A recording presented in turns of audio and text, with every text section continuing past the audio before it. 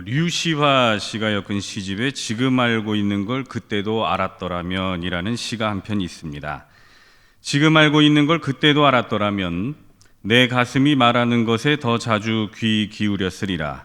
더 즐겁게 살고 덜 고민했으리라. 금방 학교를 졸업하고 머지않아 직업을 가져야 한다는 걸 깨달았으리라. 아니, 그런 것들은 잊어버렸으리라. 다른 사람들이 나에 대해 말하는 것에는 신경 쓰지 않았으리라. 그 대신 내가 가진 생명력과 단단한 피부를 더 가치 있게 여겼으리라. 더 많이 놀고 덜 초조해 했으리라. 진정한 아름다움은 자신의 인생을 사랑하는 데 있음을 기억했으리라. 부모가 날 얼마나 사랑하는가를 알고 또한 그들이 내게 최선을 다하고 있음을 믿었으리라. 사랑에 더 열중하고 그 결말에 대해선 덜 걱정했으리라. 설령 그것이 실패로 끝난다 해도 더 좋은 어떤 것이 기다리고 있음을 믿었으리라. 아, 나는 어린아이처럼 행동하는 걸 두려워하지 않았으리라. 더 많은 용기를 가졌으리라. 모든 사람에게 좋은 면을 발견하고 그것들을 그들과 함께 나누었으리라. 지금 알고 있는 걸 그때도 알았더라면 나는 분명코 멈추는 법을 배웠으리라. 내 육체를 있는 그대로 좋아했으리라. 내가 만나는 사람을 신뢰하고 나 역시 누군가에게 신뢰할 만한 사람이 되었으리라. 입맞춤을 즐겼으리라. 정말로 자주 입을 맞추었으리라. 분명코 더 감사하고 더 많이 행복해 했으리라. 지금 내가 알고 있는 걸 그때도 알았더라면. 이 시는 어떤 사람이 인생의 말미에 이르러 자신의 지나온 삶을 돌아보면서 지난 날에 대한 후회와 아쉬움을 노래하고 있는 시입니다. 우리도 바쁘게 살다가 문득 지나온 날을 되돌아보면 이런 생각을 할 때가 있습니다. 어렸을 때는 잘 몰랐는데 나이가 들어 치열한 경쟁 속에서 살다 보니 소위 잘 나간다는 사람들과 자기 자신을 비교하며 내가 그때 좀 더 부지런히 공부했더라면 지금보다는 더 나은 삶을 살고 있지는 않을까, 지금보다는 더 성공한 삶을 살고 있지는 않을까 하는 아쉬움이 있습니다. 또 이미 어느 정도 자라버린 아이들을 바라보며 내가 그때 저 아이를 이런 방식으로 훈육을 했더라면 지금보다는 더 나은 아이들로 성장해 있지는 않을까 하는 반성도 있습니다. 때로는 친했던 사람들과 관계가 깨어진 후에 내가 만약 그때 그 사람에게 그런 말만 안 했더라면 지금 저 사람과 더 잘 지내고 있지는 않을까 하는 속상함이 우리들 마음 한구석에 남아 있습니다. 그런데 우리 하나님께서도 우리들이 이렇게 느끼고 있는 후회와 아쉬움의 감정을 느끼고 계신다는 걸 여러분 알고 계십니까?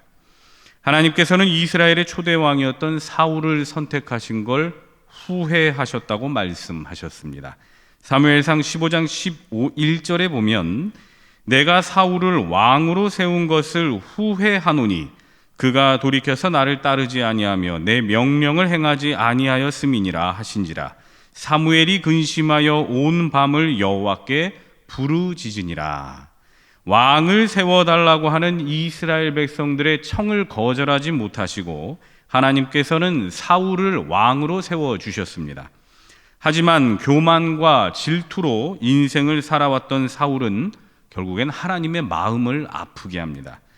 사무엘을 통하여 권면도 해보시고 때로는 매를 들어서 채찍질도 해보셨건만 사울의 고집스러운 성격과 그 교만함은 하나님의 이러한 훈계에도 소용이 없었습니다.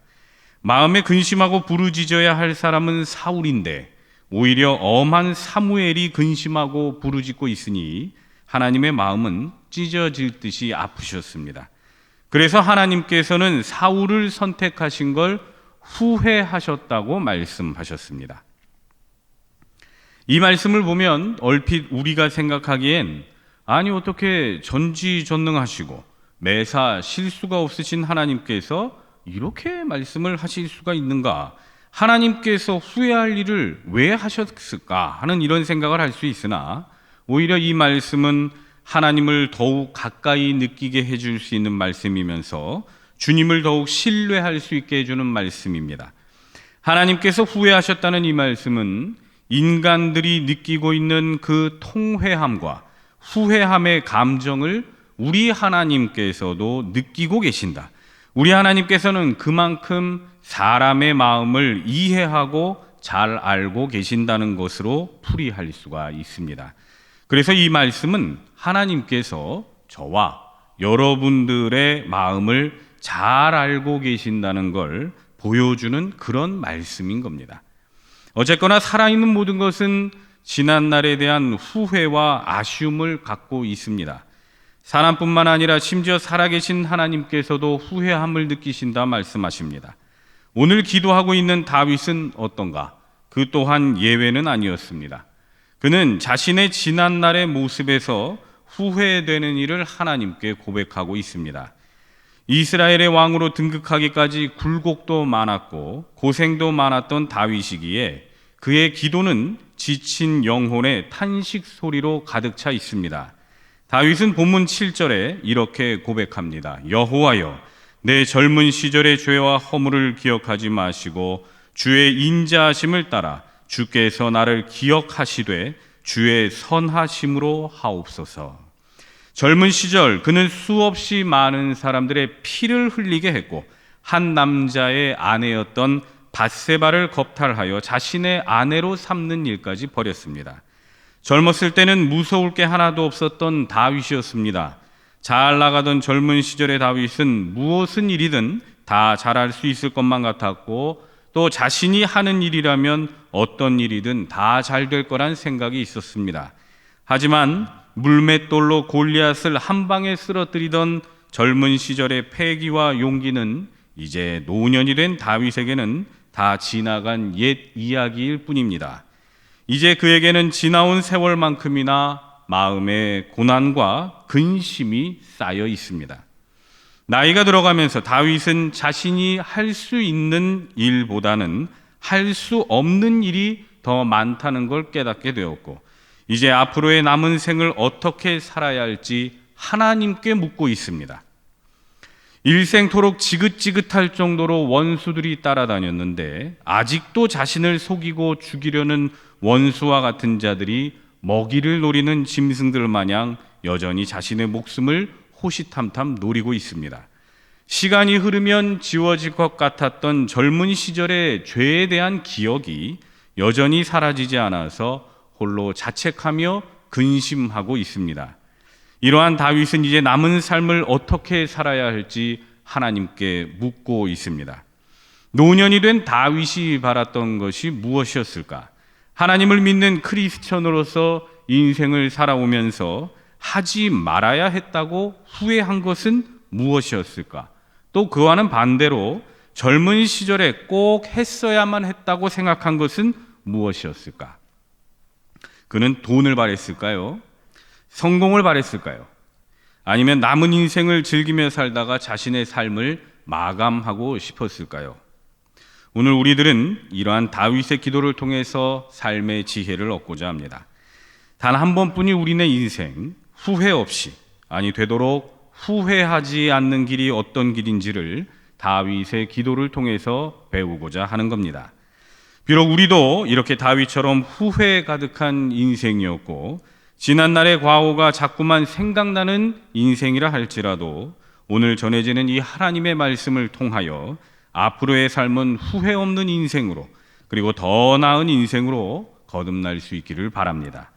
먼저 우리들이 후회 없는 인생을 살아가려면 우리는 지난날의 잘못을 철저히 회개해야 합니다.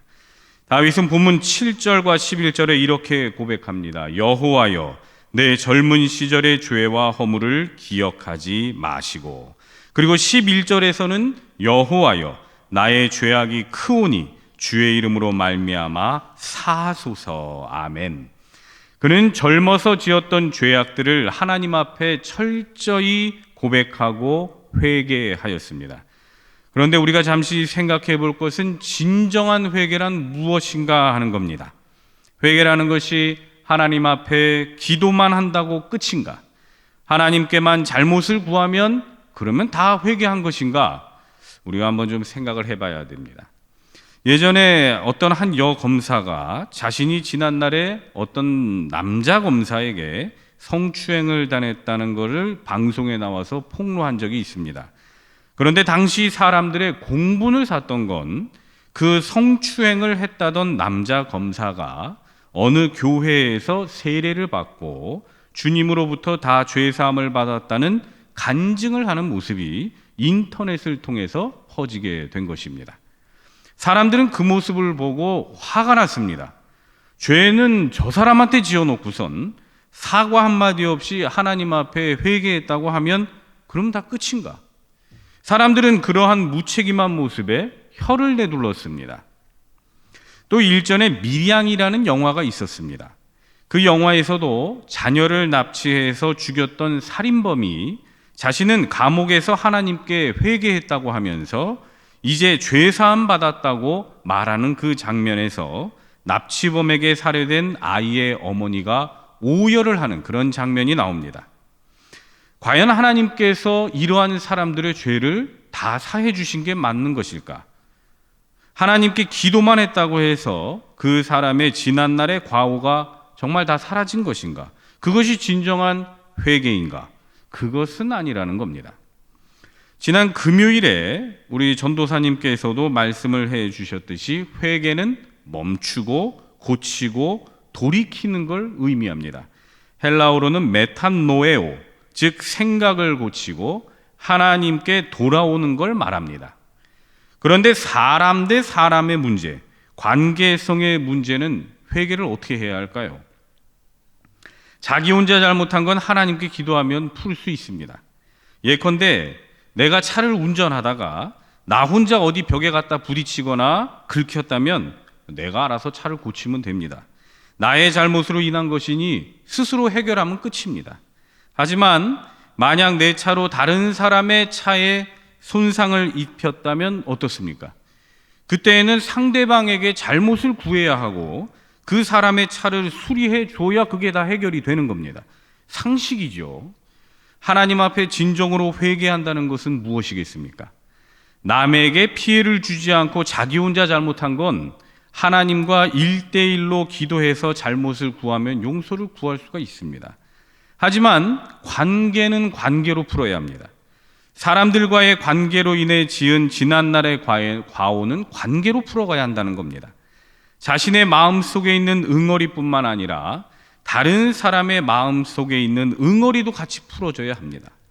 그래서 우리 주님께서는 마태복음 5장 23절 26절에서 이렇게 말씀하십니다.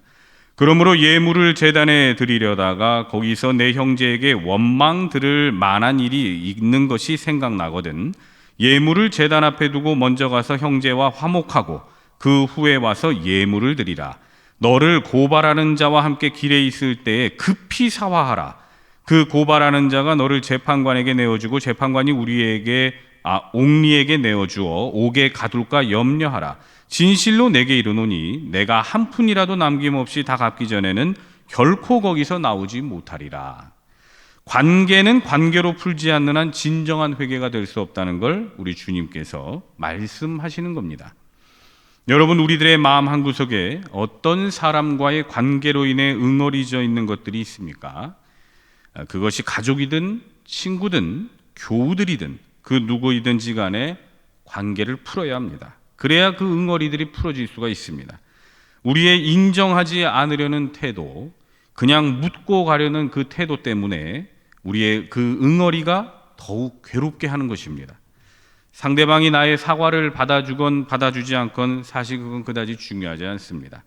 정말 용기를 내서 진심으로 사과하는데도 받아주지 않는다면 그건 상대방의 문제입니다. 다만 결과는 하나님께 맡기고 우리 하나님 말씀에 순종을 하면 됩니다. 우리 사랑하는 노량진의 교우 여러분, 우리 하나님께 철저히 회개하고 돌이키십시오. 내 개인의 죄인 건 이제 나의 삶의 태도를 바꾸고 나 자신을 고쳐 나아가면 됩니다. 하지만 만약 이것이 관계 문제라고 한다면 어색하고 부담스러울 수 있지만 그 사람에게 사랑의 손길을 내밀어 보십시오. 우리 하나님께서 다시 사랑의 관계로 묶어주실 겁니다. 그래야 우리들의 마음속에 상처의 응어리들이 남질 않습니다. 그 다음으로 우리들이 후회 없는 인생을 살기 위해선 하나님을 경외하며 살아야 합니다. 본문 12절부터 14절에 다윗은 이렇게 고백합니다. 여호와를 경외하는 자 누구냐? 그가 택할 길을 그에게 가르치시리로다.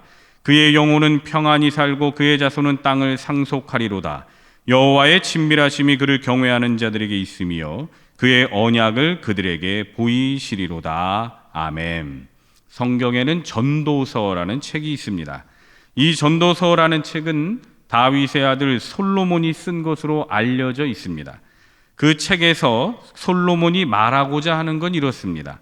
그는 돈도 명예도 다 누려봤고 이 세상에서 누릴 수 있는 모든 영광스러운 것들은 다 누리며 살아왔습니다. 그런데 그가 나이가 들어 깨달은 진리는 이 모든 것이 다 허무하다는 것이었습니다. 이 세상에서 누릴 거 다 누려보고 안 해본 거 없이 다 해봤는데 남는 건 허무함밖에 없더라. 그러면서 책의 마지막에 가서 그가 다음과 같이 고백합니다. 전도서 12장 13절의 말씀입니다. 이래 결국을 다 들었으니 하나님을 경외하고 그의 명령들을 지킬지어다. 이것이 모든 사람의 본분이니라. 아멘. 일의 결국을 다 들었으니, 즉 자신이 이제껏 살아온 일들을 다 돌아보니 오직 딱 한 가지만 헛되지가 않더라. 그것은 하나님을 경외하는 일이더라 라는 겁니다. 하나님을 경외한다는 건 그분을 두려워함으로 공경하는 걸 말합니다. 하나님의 말씀을 두려움으로 지켜나가는 겁니다.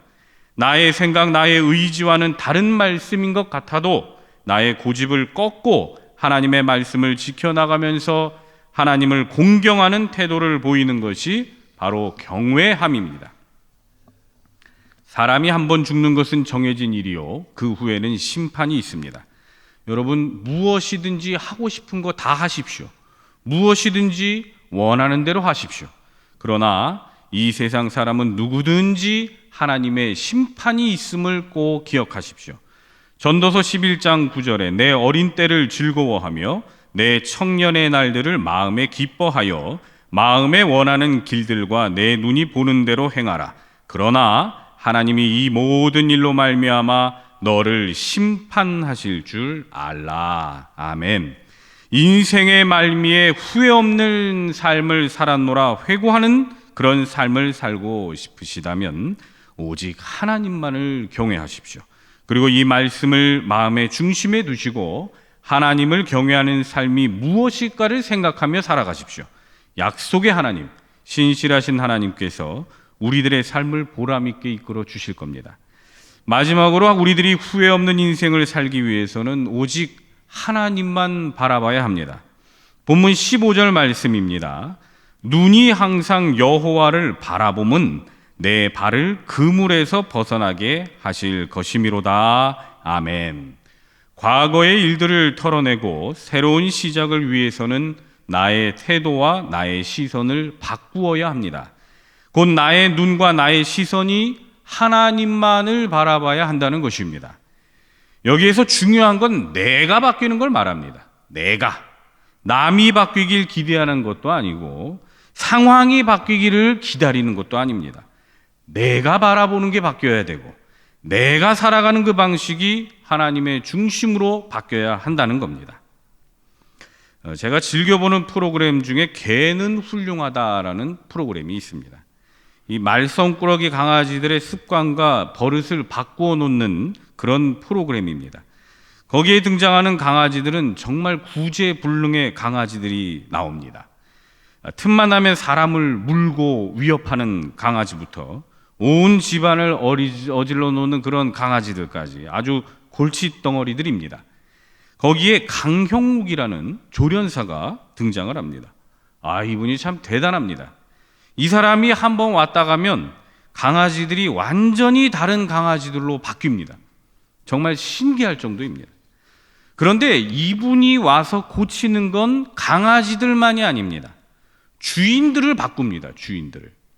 주인들이 평소 강아지를 대하는 태도, 예컨대 먹이를 줄 때라든가 산책을 할 때라든가 하는 이 평소 강아지를 대할 때의 그러한 주인들의 태도를 바꿉니다.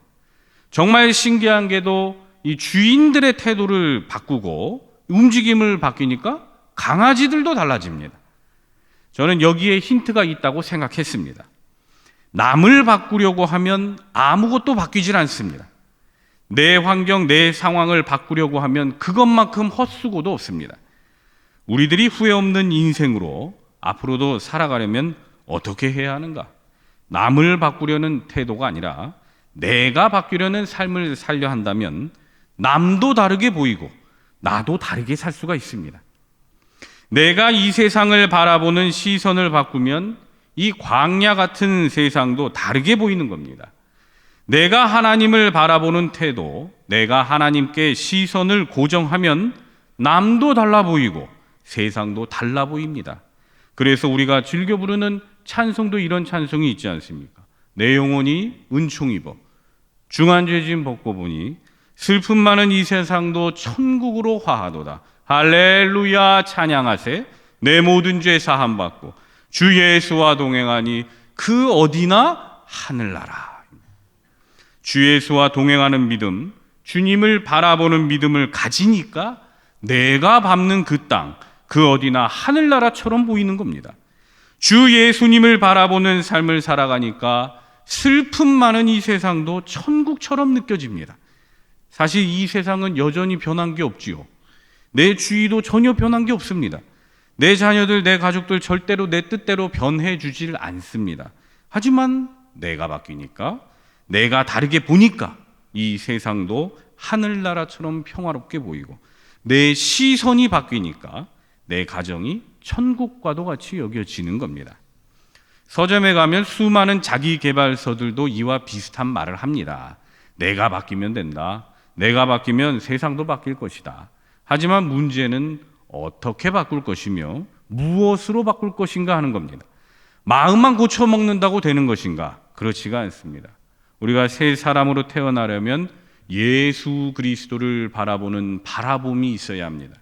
하나님을 바라보는 바라봄이 있어야 합니다. 거듭남이란 바로 이것입니다. 기도의 행위, 예배의 행위 그 자체를 많이 했다고 해서 사람이 변하는 게 아니라 나의 시선이 어디를 향하고 있느냐, 내 마음이 어디를 바라고 있느냐, 그것이 중요합니다. 수십 년을 교회를 다니고 수많은 기도를 했다 하더라도 그 안에 예수가 없고 하나님이 없다면 의미가 없지 않습니까? 여러분, 바리새인들을 보십시오. 그들이 살아가는 신앙생활은 도저히 우리가 따라갈 수 없을 정도로 철저한 사람들입니다. 그들의 행위 자체는 누구보다 거룩하고 누구보다 뛰어납니다.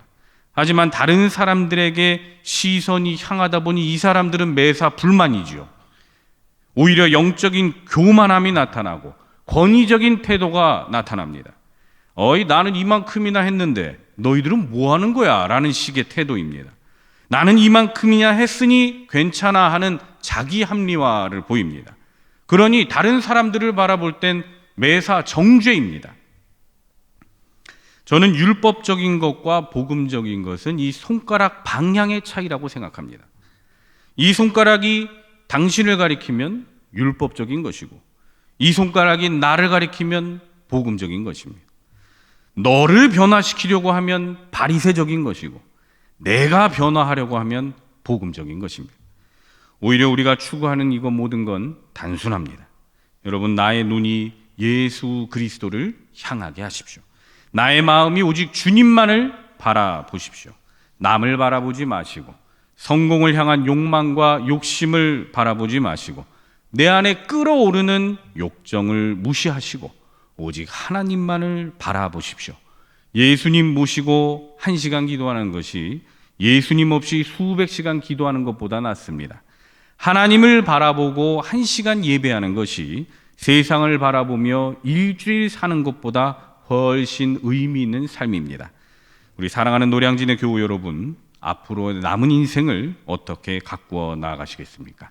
아무쪼록 오늘 이 시간 예배하는 우리 모든 노량진의 교우님들은 지난 날에 대한 철저한 회개와 하나님을 경외함으로, 그리고 무엇보다 우리 하나님만을 바라봄으로 앞으로의 남은 인생도 후회 없는 인생으로 살아가시기를 주님의 이름으로 축원합니다. 기도하겠습니다. 사랑과 은혜가 풍성하신 하나님 아버지, 이 시간 지난 날에 우리들의 잘못을 하나도 빠짐없이 회개하고자 합니다. 잘못한 것이 있다면 이전의 모든 죄를 사해 주시고 이제부터는 나의 삶을 아름답게 가꾸어 나아갈 수 있도록 인도하여 주시옵소서. 관계가 틀어진 사람이 생각나거든 화해할 수 있는 용기와 심령을 허락하여 주시옵소서. 그리하여 앞으로는 오로지 하나님만을 경외하고 하나님만을 바라보는 삶을 살면서 남은 인생을 단 1분 1초도 낭비하지 않는 삶을 살아가게 하여 주시옵소서. 자비로우신 예수님의 이름으로 기도드립니다. 아멘.